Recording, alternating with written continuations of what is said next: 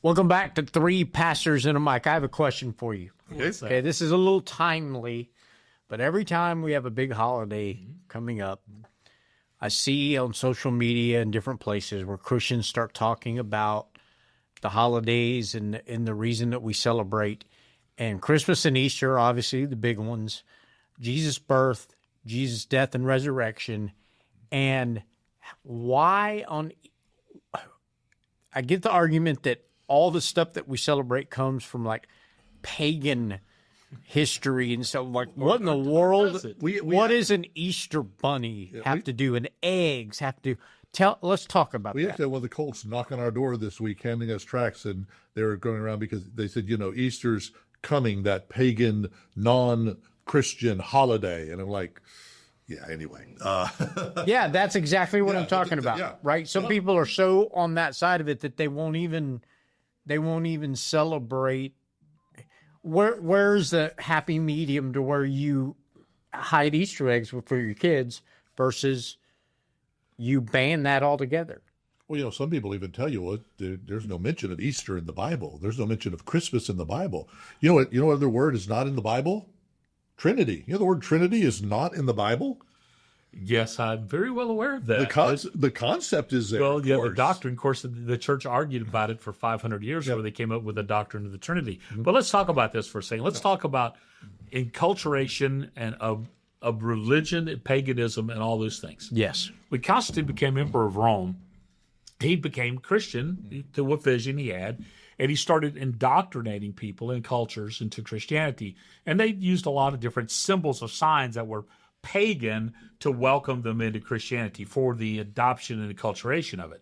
Good or bad or whatever, that's what happened. Now, over the years, these signs have been accepted in Christianity, like the fish. They said, oh, that's a Christian symbol. Well, no, actually, it wasn't. It has its origins of pagan worship of Dragon, the fish god. Okay, whatever. It's now a Christian symbol. We accept it as that.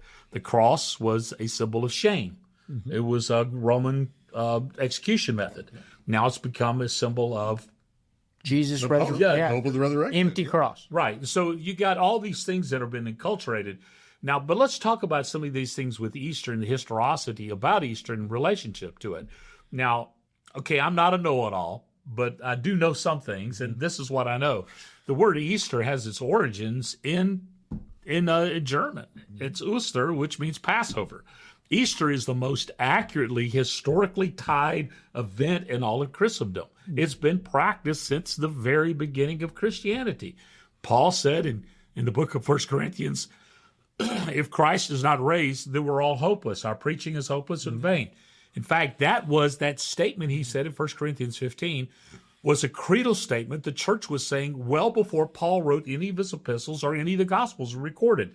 Christians were commenting about the historicity, the accuracy of the resurrection of Jesus. Therefore, Easter, Passover, should be celebrated as a Christian event. Now, the date of it, because of the Jewish calendar and the Gregorian calendar being kind of meshed together, we put it at the various dates in the spring of the year because in estimation with the lunar calendar, the Jewish calendar, Gregorian calendar, that seems to be the best dates that it falls on. So we're trying to be historically and theologically, and we got give a lot of thanks to the Catholic Church for this, that we maintain the integrity of that date, and that's why we do it. So there's a lot of this stuff that's just conjecture. But let me push on that just for a second, if you don't mind. In the 1980s, a move came about called the Return to the Jewishness of Jesus. Mm-hmm. And the Jewishness of Jesus, or Judaizers, which Paul wrote against in the book of Galatians, really started talking about the festivals and talked about the keeping of the law, the dietary law, and all those things. That Christians should do this because, we want to maintain the integrity of the Jewishness of Jesus. Okay, Galatians talks all about that. Easter and Christmas then came under fire, in particular in those dates, because of quote-unquote Catholicism, emperor, blah, blah, blah. But those dates we should celebrate.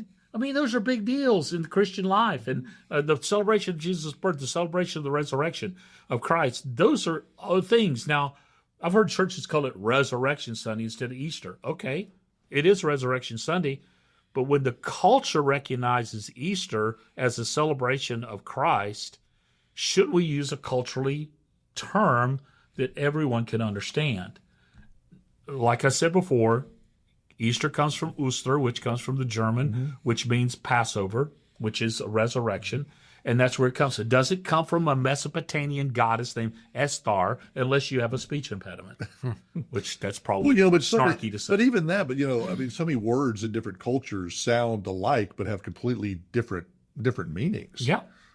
So I like that the German, the Oster, the Easter. I mean, that seems to make the most sense. Yeah. Now let's talk about eggs and bunnies. Bunnies, they say the German immigrants brought bunnies to the United States in the 1700s because that was a practice. Had nothing to do with fertility, had everything to do with just celebrating spring.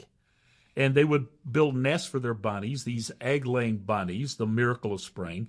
And so it was a childish, fun thing that people started writing nefarious things into.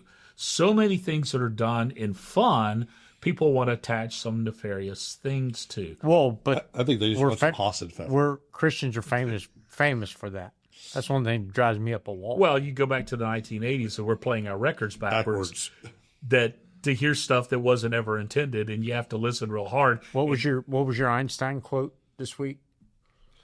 Basically, stay away from negative people because they will find problems for all your solutions. Yeah, exactly. That's what we tend to do as Christians. Yeah, but this whole thing about celebrating Easter, it should be the celebration. Now, eggs. What about hard-boiled eggs? What's the deal with that? And rolling eggs. Okay, this is kind of interesting. There's a guy named Patterson. He's wrote some articles on the internet. You ought to read it. Talks about some really good stuff there, debunking a lot of these myths. Egg rolling was symbolic of rolling the stone away from the opening tomb. So in the 1870s, President, I think it was Hayes, he started the tradition of egg rolling on the White House lawn just for a fun event for kids. And so it didn't have any religious connotations. It was a culturally fun thing. Some people believe, in fact, history holds it to be true, that at the cross, Mary and the other Marys and the followers of Jesus who were at the crucifixion had hard-boiled eggs with them for a sustenance meal, a high-protein meal. And so they would have these eggs. Other people said that during the Lenten season, the Catholic Church forbade the eating of eggs. So they would hard-boiled eggs and eat them at Easter in the breaking of the Lenten fast. There's another group of people said the early Christians would take eggs and dye them red to symbolize the blood of Christ.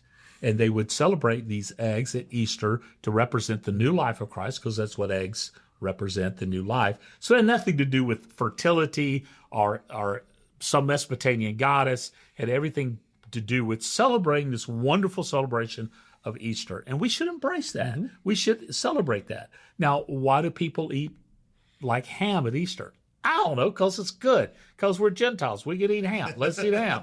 Have some bacon. Bacon wrapped in wrapped in bacon. Whatever. Or some people eat lamb, the sacrificial lamb, to symbolize the Jewish Passover, which is worthy as the lamb who was slain, Christ, the symbolic Lamb of God. So that's why they eat that. So this is a wonderful celebration of spring that should be embraced and not rejected, should not be so enculturated that it's just rejected. Now, what about chocolate rabbits?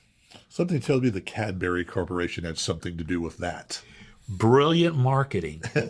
Brilliant marketing. Now, when I was a kid, that I had to have a chocolate bunny every Easter, and this continued until I was about 14. Until last year? Yes, when I turned 14 last year, that my brother, my oldest brother, actually resents the fact that he had to go find a daggum chocolate bunny. So I wouldn't cry to my mama when I woke up on Easter Sunday. So that ended that for me. But chocolate rabbits were invented by a candy company and made famous through the Easter celebration. And actually, did y'all know that candy on Easter is the second biggest candy holiday in the nation? Only Halloween trumps it. And jelly beans are supposed to be a manufacturing of Turkish delight that are shaped in eggs. That Turkish delight is old. And marshmallows, did you know that marshmallows were invented by the Egyptians using the flour of the marsh flower to make marshmallows? actually reduced down to a syrup and then infused with honey and turned into all of this stuff. It's good, and it should be celebrated. I just break the ears off, and you dip it in peanut butter. That's what you do. They have a Reese's.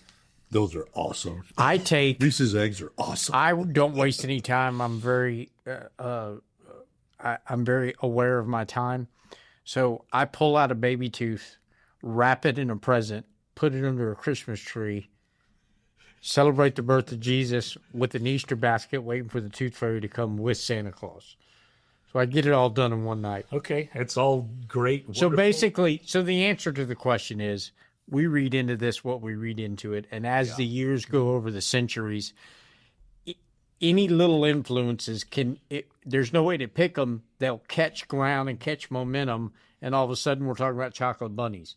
And all of a sudden we're talking, it's no big deal, right? It's all about Jesus. We get so caught up on the origin of something that, that most people don't even know what the origin of most things are anymore. It's what is it today? What do we celebrate? Mm-hmm. What does it mean to us? I mean, if you go back, and that seems to be our culture today. It's we go back, and if we find a flaw in something 200 years ago, and that supposedly taints everything.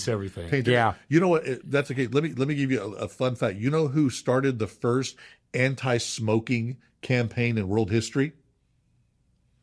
Adolf Hitler. Okay, that just took a dark turn. So let me just You want to go a little further with this, okay? We worry about insignificant things like eggs and bunnies and hats and bonnets and dressing up for Easter and all that stuff like that. And then that distracts us from worrying about the big things like poverty and human trafficking and war and racism. That distracts us from those things that really matter. Yep. And so we end up arguing about Christmas and Easter and whether or not we should eat eggs or bunnies or whether it's Easter or Resurrection Sunday, and should we have pulled pork or not. Mm-hmm. And that's just a distraction. So we need to keep the main focus, the thing that Jesus loves us. Mm-hmm. He died on the cross, the most accurately event in human history, in ancient history. Yeah. Resurrected, he rose again on the third day, and the world has been changed because of the life-giving sacrifice of Christ on the cross for the sins of the world, mine and yours. And whoever believes in him will not perish but have everlasting life. That is Easter, and that should be our focus. Mm-hmm. And then, eat a chocolate rabbit, lighten up, go hear a great message. Hunt some eggs. Don't let your kids hunt eggs. Yeah, and just not enjoy it. Worry about it because the 80s are over, and we don't have to find a devil behind every bush. Just saying. Yep. Good answer. We'll talk to you next time on Three Pastors and a Mic.